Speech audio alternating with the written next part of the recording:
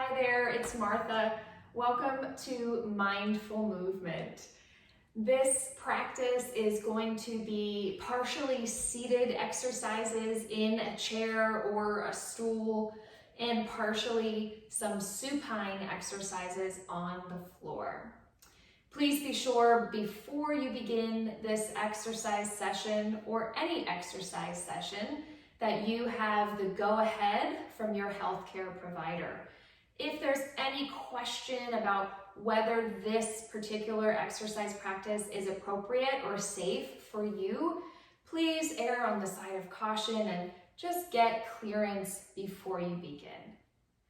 You will need a chair or any kind of stool, bench, even a sturdy box or table will work. You want to be able to have your hips about in line with your knees and then your feet stacked right underneath that. So my stool is about 18 inches, which is your typical dining room chair height. So find a comfortable seat. If you have a mat, you're gonna grab that for the second portion of our practice and meet me back here when you're ready. You also may want to grab something to drink and just make sure that the temperature of the room is comfortable and you have plenty of space to do these exercises, which usually means enough space to stretch your arms out in front of you and stretch your arms and legs out to the side. All right, guys, let's get started. We're gonna begin by just taking a few shoulder rolls to the back, doing your best to release tension from the neck and shoulders here. We're rolling the ears, the shoulders towards the ears, and then down and back. So shoulders up to ears, and then down and back, going at your own pace in a range of motion that feels comfortable for you. Maybe one or two more.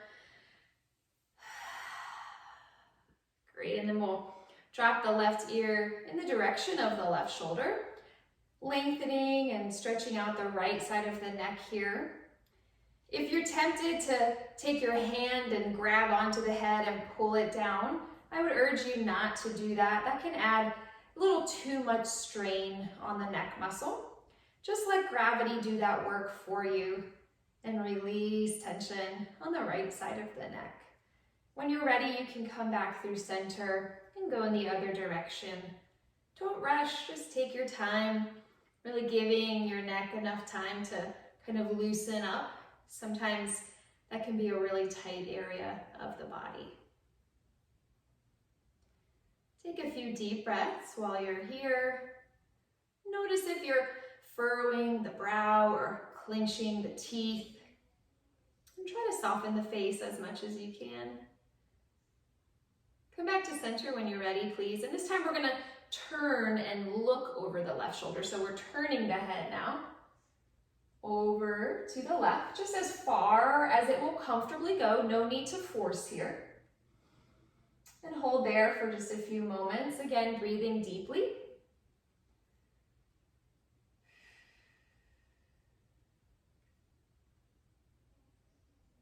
And then we'll come back through center and go over to the right. This is a range of motion that can get quite limited and is really important. Think about when you're driving and how often you need to kind of look over your shoulder. So keeping the neck mobile is a really important thing to do. Come back to center when you're ready. Awesome. And we're gonna take the arms up overhead. So take a big reach up overhead, lengthen the sides of the body.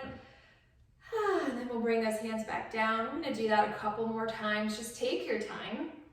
Reach up, feel that length, stretching the muscles along the torso. And then lower down, and one more. Big reach, like a snow angel here. And release, good job. Awesome. Alrighty. We're gonna find my favorite here. This is seated cat-cow. So what we're doing is a very subtle pelvic tilt movement. We're drawing the tailbone under and rounding the back. So that's our cat motion. Think of a Halloween cat and how they press their paws and they round the back. And then cow is the opposite direction. So we're gonna pull the hands in, pull the elbows back, squeeze the shoulder blades, and arch the back. I'm gonna turn to the side so you get a different viewpoint here. Here's our cat stretch, rounding the spine. And then our cow stretch, arching the back. Maybe one more. Cat. And cow.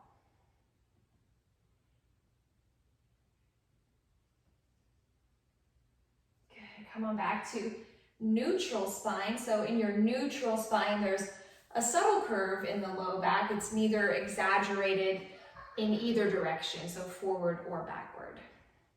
Then we're going to take your left hand. This is a combination movement, so we're going to take two movements and kind of sew them together in a kind of a rhythmic type of flow. First thing we're going to do is take left arm up and overhead, which is a nice side body stretch. Then we're going to bring it back and we're going to take left arm across the body in like a rotation, okay? So lateral stretch, left arm up and over, and then rotation, left arm across the chest. Let's do that a few more times. Lateral stretch, left arm up and over, rotation, left arm across. And again, just go as far as feels good for you. Everybody's range of motion and level of comfort is different based on all kinds of different things, from your medical history to what you ate today.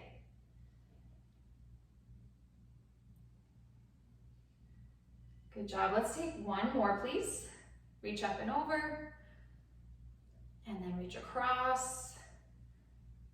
And I bet you can guess what we're going to do next. Right arm coming up and over into that side body stretch.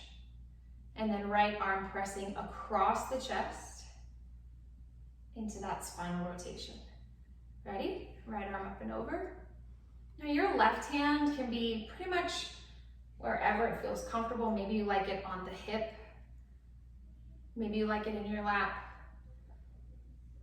Maybe you prefer it like hanging down by your side. Those are all good. Just find somewhere that feels natural to you. Good. Right arm up and over, right arm across. Let's do two more on this side. Up and over and cross. Up and over and across. Great job. Wonderful. Roll out or shake out the arms and the shoulders and the back if that feels good. And now we're going to come into cactus arms. So cactus arms look, also I've heard them called field goal arms. So it's this 90-degree angle at the elbows with the palms of the hands facing forward. You may already feel a little stretch across the chest here when you bring your hands up into this position. We're going to reach those hands up. See if you can touch the thumbs and then pull them down back to where they started, where the elbow is in line with the shoulder and it's been at 90 degrees. So reach up, touch the thumbs, pull down to those field goal arms, reach up, touch the thumbs, pull down, field goal arms. Good. Reach up and pull down. Good. Reach up, pull down. Let's do one more. Reach up and pull down. And now we're going to keep the arms right here and we're going to bring them forward and back. So we're going to bring them together. See if you can touch the forearms and then apart. Together in front of you, squeeze those forearms together if you can, and then apart. Together in front of you, and then apart. Good. Couple more here. Great job. And one more. And pull apart. Good, and relax those hands down. Super job. Alrighty, we're gonna kind of shift gears, move on to the lower body here. So sitting up nice and tall, that's ever so important here in these seated postures, especially as you begin to get a little tired. Try not to sink into a kind of slumped over position, but rather stay sitting up nice and tall. We're gonna take the left foot just off the ground a little bit and start to circle the left ankle. Just go in either direction, that whatever comes naturally first for you, and then you can go in the other direction.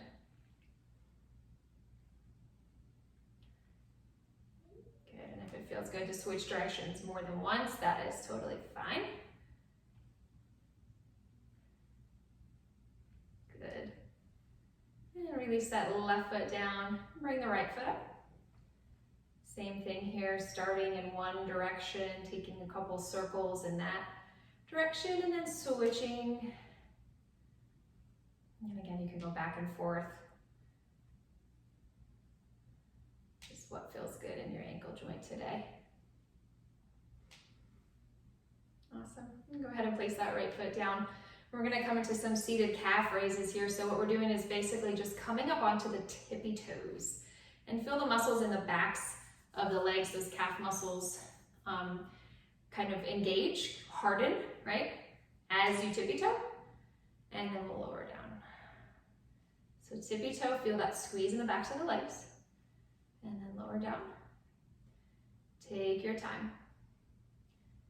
So remember, at the beginning of this class, I introduced it as mindful movement.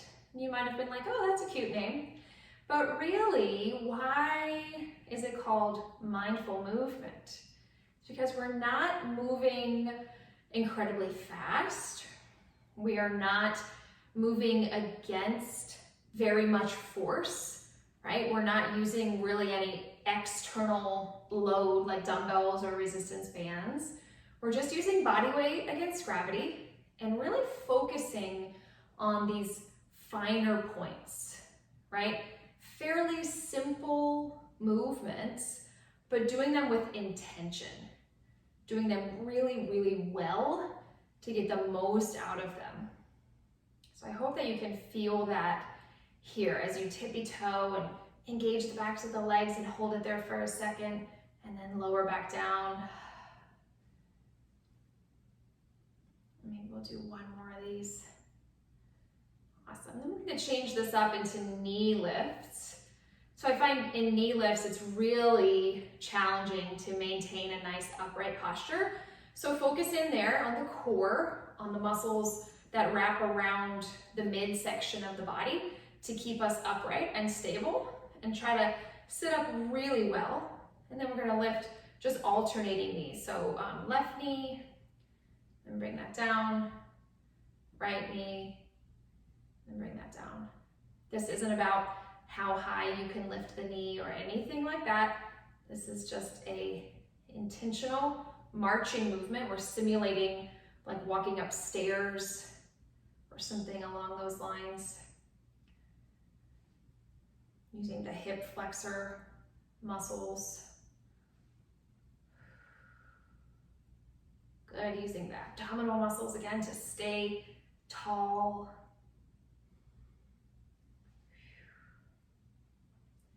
Awesome.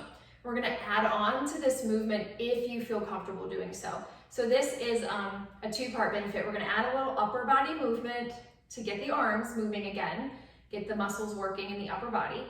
And moving upper body and lower body at the same time is great for coordination. So this might be challenging at first, but if you feel up for it, give it a go and see how it works. We're going to take the arms and stretch with your palms facing in towards each other. Stretch the arms up over your head. Okay. And then as your knee comes up, you're going to bring your thumbs to your shoulders. And as your knee goes down, you're going to reach your hands back up overhead. Knee comes up, thumbs to your shoulders, knee comes down, hands reach up overhead. So it's a little tricep squeeze here. We're flexing the elbows and then extending the elbows, flexing the hip and extending the hip. So again, I'll turn to the side just to kind of give you a different viewpoint. That might be helpful.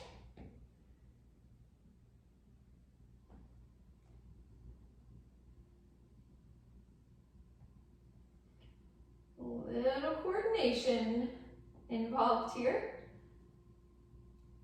Let's do 2 more on each side. 2.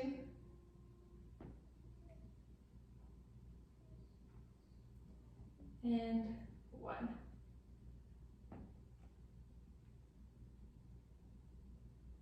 Good, relax your hands down. Relax your feet, shake anything out that needs a little shaking. And we'll move on. And we're gonna come into a seated jack. So this one leg at a time is gonna stretch out diagonally. So not straight out to the side, not straight out in front, but at a diagonal, 45-degree angle from the midline. So alternating one leg at a time. Stretch it out, good. Bring it in. Take your time. You don't have to be on the exact same pace that I am on. You might be going a little faster. You might be going a little slower. That is all good. Try not to move too quickly. Remember, we want to move with intention. So really mindfully placing the limbs. Good.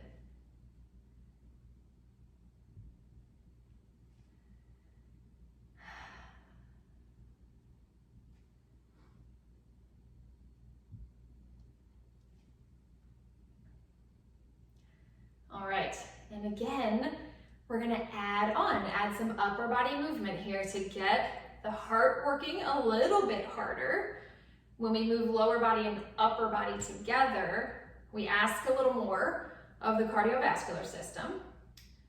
And then of course also to challenge that coordination and get some muscular work in the upper body. So when you're ready, we're gonna take arms out to the side, and then as the leg comes in, the hands come together. As the leg goes out, the hands go out. Out and in, out and in. Again, take your time. There is no rush here.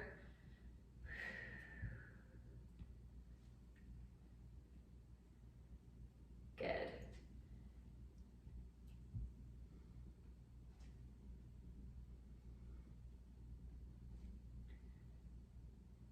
Do a couple more if you can. Keep that chest nice and broad, spine tall, shoulders still stacked over the hips.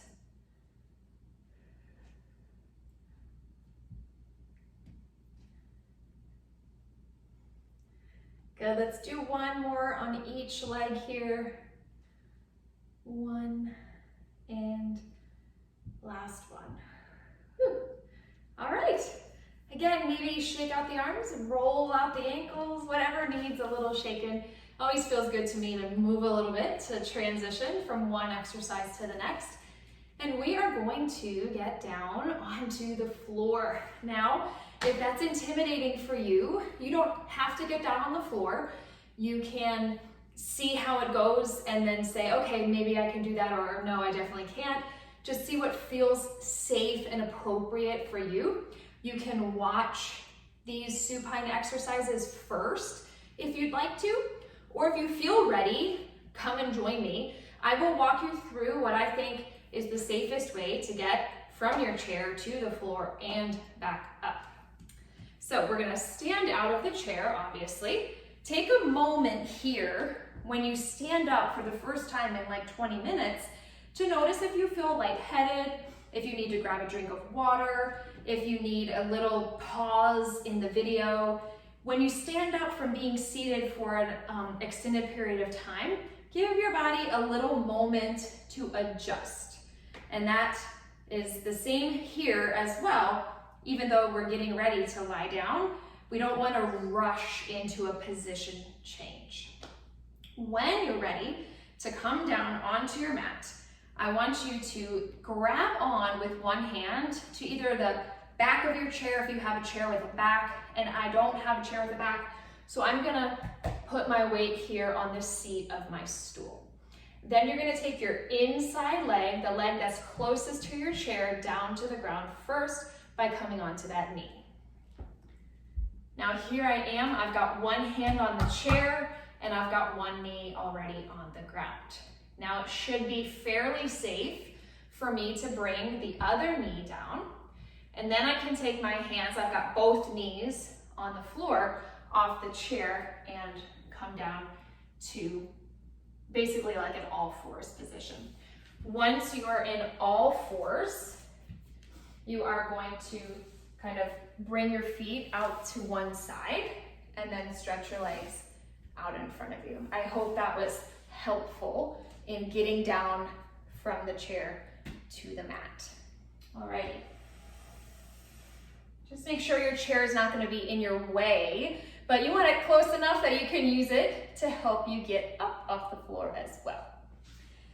So when you're ready here, we're going to come to supine, lying down on your back. This is the good stuff right here. Go ahead and rest your hands down by your sides and bring your feet about a foot's distance from your glutes. So your heels are maybe 10, 12 inches from your bottom. Now, before you do anything, let me demonstrate, because when you are doing this exercise, I want your eyes to be looking straight up towards the ceiling so you won't be looking at your screen. But while I'm doing it, go ahead and look at me, and then you'll know, and then you can turn your head so you don't have your neck in a weird position when you do this exercise. So the first thing we're going to do is pelvic tilting, which we talked about cat-cow from seated, and we're going to do that from supine as well. So we're going to take hands up, fingertips towards the ceiling, and pull your tailbone kind of under, sort of tucking under. And this is our cat position where we rounded our back when we were sitting. So that means from supine, we should feel the low back touching the floor if possible here. And then our anterior tilt, or our cow position, we're going to pull the hands in and arch the back. Now look at that, I got a space between the floor and my spine. Okay, so here, no space between my spine and the floor, and now I have space between my spine and the floor. No space, space. So go ahead and start when you're ready, tilting the pelvis forward and back. Not a big movement, you'll notice, right?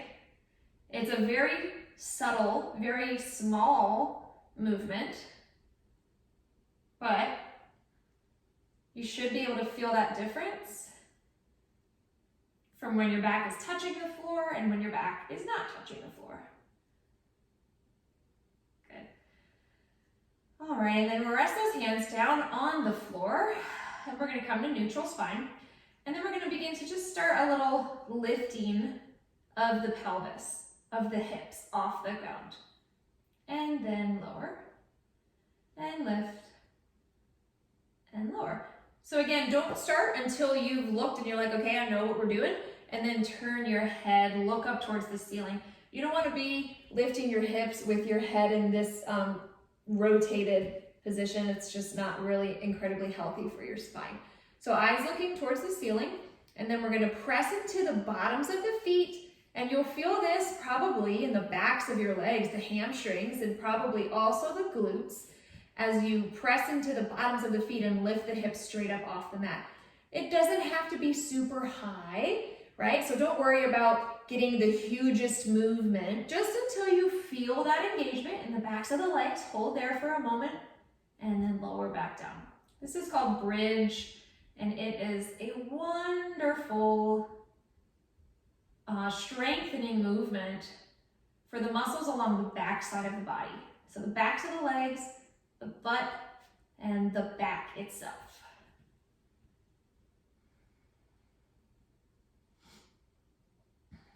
Maybe one or two more of these, please.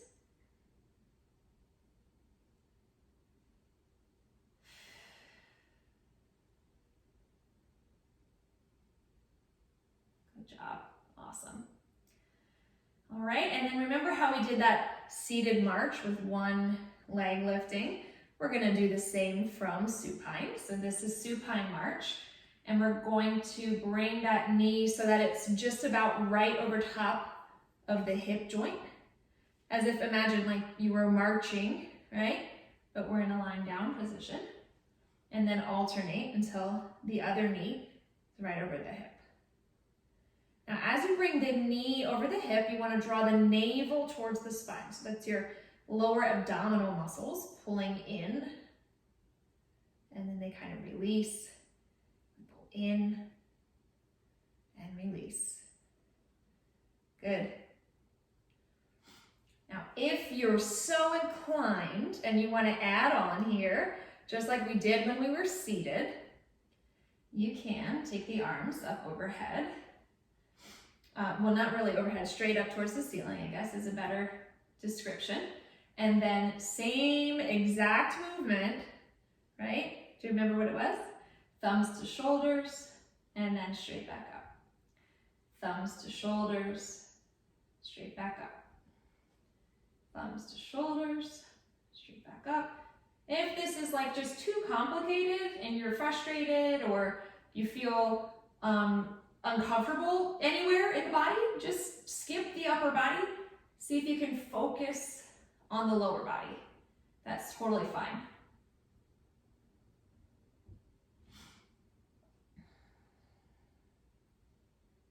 Let's do one more on each side.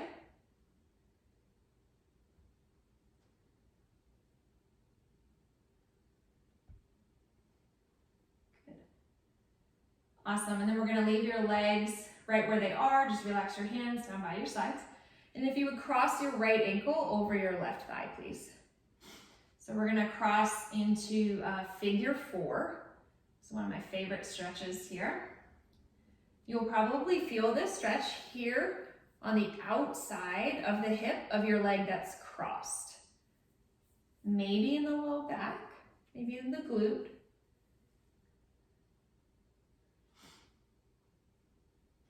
If it doesn't feel good, don't do it, right?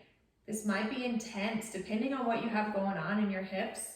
And if you're like, oh man, I don't like this, when is it gonna be over? It can be over right now. That's totally your decision.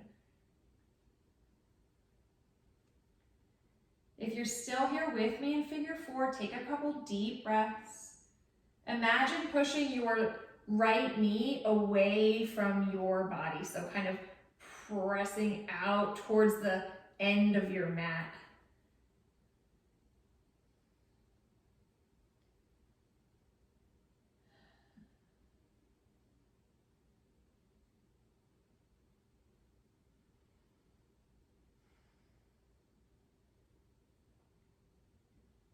And when you're ready, just carefully uncross that right foot, please, and come into the opposite side, left ankle over right thigh. Again, just see if it feels good. If it does, awesome. If it doesn't, you're welcome to come out.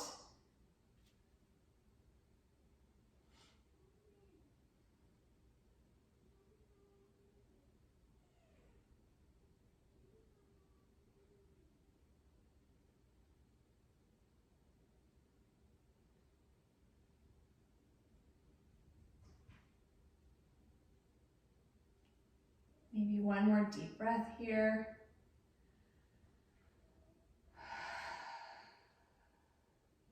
And then uncross that foot. Super job. And we'll take right leg up towards the ceiling. And we're gonna just point and flex that right foot. Notice we're not reaching for the toes here. I don't want you to strain or stress your neck or shoulders. So just the leg is extended up as far as it will comfortably go, and we're flexing and pointing the toes. Your head, your neck, your shoulders are still relaxed on the floor. And when you're ready, just do that same thing on the other side.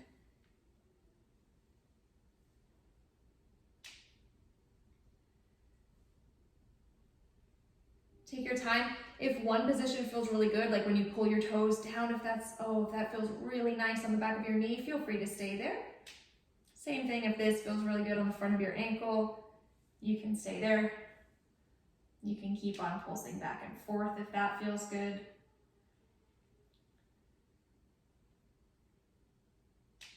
And bring that down when you're ready. Awesome.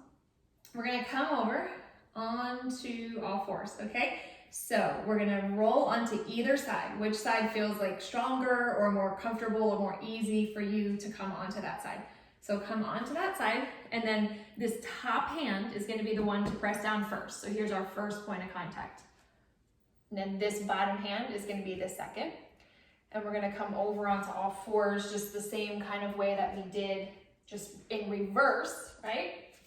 And then is your chair near you enough to put a hand on it? If it's not, can you move towards it maybe?